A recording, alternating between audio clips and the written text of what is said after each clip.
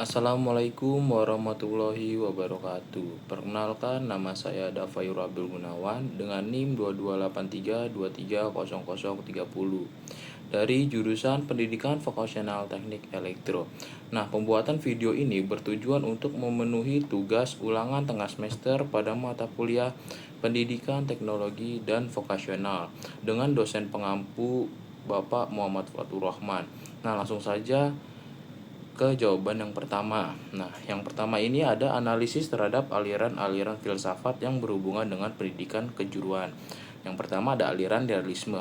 Nah, aliran realisme ini ada menekankan bahwa realitas terdiri dari dunia fisik dan dunia rohani.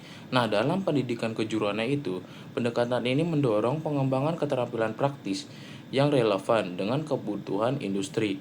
Nah, pendidikan kejuruan ini harus berbasis pada pengalaman nyata seperti magang dan praktek kerja, sehingga siswa dapat memahami dan beradaptasi dengan lingkungan kerja yang sesungguhnya. Yang kedua ada aliran idealisme. Nah, aliran idealisme ini berfokus pada nilai-nilai dan ide-ide. Nah, dalam konteks pendidikan kejuruan ini, idealisme dapat mendorong pengajaran nilai-nilai etika dan moral yang penting dalam dunia kerja. Nah, tujuan pendidikan kejuruan ini itu tidak hanya untuk menghasilkan tenaga kerja yang terampil, tetapi juga individu yang memiliki integritas dan etika kerja yang tinggi. Yang ketiga ada aliran esensialisme. Dalam pendidikan kejuruan, aliran ini mendorong kurikulum yang mencakup keterampilan dasar yang diperlukan di lapangan, seperti pengetahuan teknis, komunikasi, dan manajemen waktu. Pendidikan kejuruan ini harus mempersiapkan siswa yang keterampilan yang dapat langsung diterapkan di tempat kerja. Yang keempat ada aliran perennialisme. Nah, perennialisme ini menekankan pentingnya nilai-nilai abadi dan pengetahuan yang telah teruji dalam pendidikan kejuruan. Aliran ini dapat menginspirasi pengajaran yang berfokus pada prinsip-prinsip dasar dalam berbagai keahlian. Misalnya, pendidikan kejuruan dalam bidang teknik itu harus mencakup pemahaman mendalam tentang teori-teori yang mendasari praktek teknis. Yang kelima ada aliran pragmatisme. Nah, dalam konteks pendidikan kejuruan ini, pendekatan ini sangat relevan karena pendidikan itu harus menekankan keterampilan yang dapat digunakan untuk memecahkan masalah nyata di dunia kerja.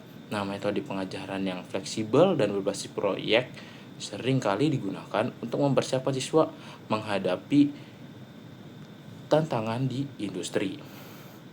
Yang keenam ini ada aliran rekonstruksialisme.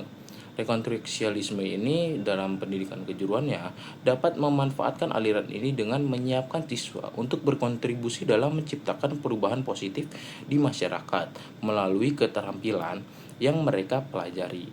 Nah, yang ketujuh ada aliran progresivisme. Nah, dalam pendidikan kejuruannya, pendekatan ini mendorong penggunaan metode pelajaran aktif seperti pembelajaran berbasis proyek dan kolaborasi. Yang ke-8 ada aliran positivisme. Nah, penting untuk mengajarkan siswa cara menggunakan metode ini ilmiah dalam pekerjaan mereka, karena termasuk pengembangan keterampilan analisis data dan pemecahan masalah yang berbasis bukti yang sangat dibutuhkan dalam banyak bidang kejuruan. Yang terakhir ada aliran empirisme. Dalam pendidikan kejuruannya itu, pendekatan ini sangat krusial karena siswa belajar melalui praktek langsung dan pengalaman kerja. Nah, pengalaman lapangan, simulasi, dan proyek nyata adalah metode yang mendukung pembelajaran empiris dalam pendidikan kejuruannya sendiri.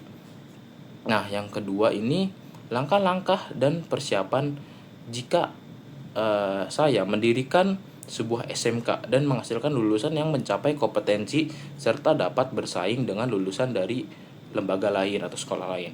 Nah, langkah pertama ini analisis kebutuhan dunia industri dan dunia kerja, karena ini SMK itu sangat penting untuk memahami kebutuhan nyata di lapangan agar pendidikan yang diberikan itu relevan dengan kebutuhan pasar kerjanya. Oleh karena itu, tahap awal ini adalah melakukan need assessment melalui survei, diskusi dengan pelaku industri, dan studi lapangannya. Nah, langkah keduanya penyusunan kurikulum berbasis kompetensi. Nah, kurikulum ini harus dirancang untuk mengembangkan hard skill dan soft skill dari peserta didik atau siswa ini. Nah, kurikulum itu tidak hanya fokus pada teori, tapi juga mengutamakan praktik kerja nyata. Nah, selanjutnya itu ada penyiapan sumber daya manusia. Guru dan tenaga pendidikannya menjadi kunci utama. Nah, karena guru ini adalah faktor penentu keberhasilan pendidikan, maka rekrutmen guru ini harus selektif, mengutamakan mereka yang memiliki pengalaman industri dan kompetensinya. Selain itu, guru ini harus terus dikembangkan melalui program pelatihan, upskilling atau reskilling secara berkala. Nah, persiapan selanjutnya ini pengembangan fasilitas dan sarana praktik. Dalam lingkungan belajar itu yang kondusif dan fasilitas praktik yang memadai sangat penting dalam membentukkan kompetensi dasar dari si siswa ini. Nah, oleh karena itu, laboratorium atau bengkel kerja dan ruang praktik itu harus memenuhi standar industri. Bahkan lebih baik lagi bila sekolah mampu menyediakan simulasi dunia kerja nyata. Nah, yang terakhir ini ada penguatan kerjasama dengan dunia usaha dan dunia industri. Nah, kemitraan ini strategis dengan perusahaan dapat membuka jalan untuk magang, rekrutmen secara langsung, serta pembaruan teknologi di sekolah. Hal ini akan menjamin bahwa lulusan SMK itu tidak hanya memiliki sertifikat, tetapi juga pengalaman nyata yang membuat mereka lebih siap untuk bersaing. Nah, untuk yang ketiga ini catatan perkembangan pendidikan kejuruan di berbagai belahan dunia. Yang pertama, itu ada Jerman dengan dual sistemnya. Nah, pendidikan kejuruan di Jerman ini terkenal dengan dual sistem yang menggabungkan pelatihan di sekolah dan perusahaan.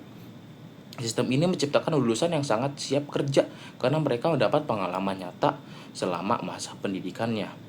Nah, yang kedua ada Jepang dengan Kosen atau College of Technology-nya.